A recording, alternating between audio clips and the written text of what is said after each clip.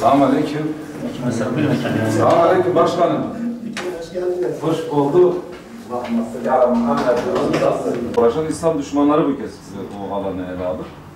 İnşallah biz de değerlerimizden taviz vermeden, çizgimizden, duruşumuzdan taviz vermeden Rabbimizin istediği bir şekilde bu çerçevede bir siyaset yapacağız ve bu halkın da buna ihtiyacı çok var.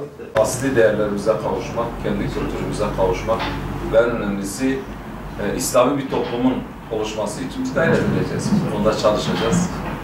Sizin desteğinizle, sizinle istişare ederek, kardeşlerimizle istişare ederek. Bizim en büyük kaybettiğimiz heyecan yok. Yani teşkilatın içerisinde ne bir samimiyet var, ne bir heyecan var. Tamamen çıkar menfaat ilişkisinden bağlı bir teşkilat. Ülkeye hoş geldiniz. Hayırlı olsun, hayırlı olsun. Eyvallah, hoş bulduk. Hayırlı olsun. Allah nasılsınız? Hoş geldiniz. Hoş bulduk. Hoş geldiniz. Oy veren vermemiz için fark etmez. Hayırlı olsun. Teşekkür ettik. Rabbim memleketimiz için hayırlı kılsın. Amin. İnşallah 28 Mayıs seçimine şu anda yaklaşmışız. Ona çalışıyoruz. Ama büyük ihtimalle Veysel Yavuz, Zafer Meyda Kurulu üyesidir. Diğer arkadaşlar Tanıştay Han bizim il başkanımız. İl başkanımız. Halide Teşkilat Başkanı. Diğer arkadaşlar medyadır. Beraber. Bir düşünce olursa, bir gördüğümüz bir eksiklik olursa bize aktarırsınız. Biz de ilgili yerlere söyleyeceğiz yani. Bunun çözümü için ne gerekirse. Semal Ses'le daha çok görüşeceğiz. Tabii. Selamünaleyküm. Aleyküm selam. Ne yapıyorsun? Sen nasılsın? Sağ ol. Sen nasılsın? Allah hoş geldiniz. Şeref verdiniz. Eyvallah. Rabbil alemin ve lakıbetil müttakîn. Esselatu ve selamu ala Resulina Muhammedin ve ala ve sahbihi ecmaîn. Rahman ve Rahim olan Allah'ın adıyla hamd alemlerin Rabbi Yüce Allah'ın mahsusu. Selam ve selam ki cihan serveri Hz. Muhammed Mustafa sallallahu aleyhi ve sellem Efendimizin üstüne olsun. 14 Mayıs'ta yapılan seçimin bu şekilde sonuçlanması ve sizin de bizim gönlümüzde olan meclise gitmeniz gerçekten bizi gururlandırdı. Allah hayırlı uğurlu eylesin. Güzel hizmetlerin yapılacağına mecliste farklı ama güzel birlikte daha güzel seslerin çıkacağına inancımız tamdır.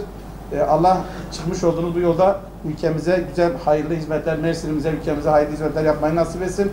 Her zaman için doğrunun yanında, yanlışlık kim olursa olsun yanında karşısında olacağımız meşhur, yani bellidir. İnşallah bu birliktelik her zaman daim olsun. Bu 28 Mayıs'ta yapılan Cumhurbaşkanı seçiminde inşallah ülkemizin birlik ve beraberine ve istikrarın sürmesine vesile olsun. Hepinizi sevgi ve saygıyla selamlıyorum. Hoş geldiniz, sefara getirdiniz. Bu son süreçte duyduğumuz kelimeler var. İşte X, Y, Z kuşakları, işte bunlar Z kuşaklarıdır. Bu tür şeylere aldanmayın. Bunlar Avrupa'nın projeleridir. Yani Z kuşağı değil, aslında sizi ailenizden koparmaya çalışıyorlar. İşte artık ben Z kuşağıyım, benim babamla ilişkim yok, benim annemle ilişki yok. Ben farklıyım, ben farklı giyineceğim, ben farklı hareket edeceğim. Bunlar çok tehlikeli kavramlar. Siz Z kuşağı değilsiniz, biz hepimiz biriz, aynıyız. Bunun kesinlikle bu oyuna gelmeyin. O şekilde sizi hapsederek ilk darbeyi size vuruyorlar ve sizi ailenizden koparıyorlar.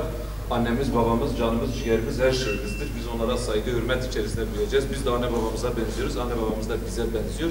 Bu konuda her şeyden önce değerlerimizden kopmadan biz olacağız. Genç olacağız. Değerlerimiz derken inancımızdan, İslam'ımızdan kopmadan biz olacağız. Hiç kimsenin kuşağı değiliz, hiç kimse bizi kuşaklara sığdıramaz. Biz hürüz, hür yaşayacağız.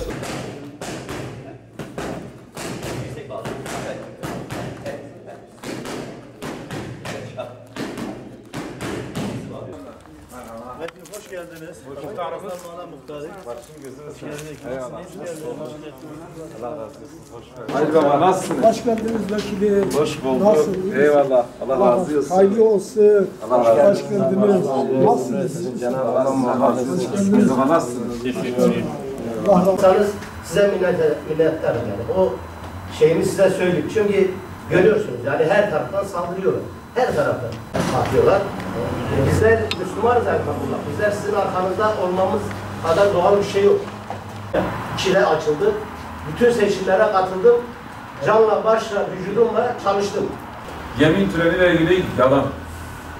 Türkiye ile ilgili, Türk bayrağı ile ilgili yalan. Hepsi iftira.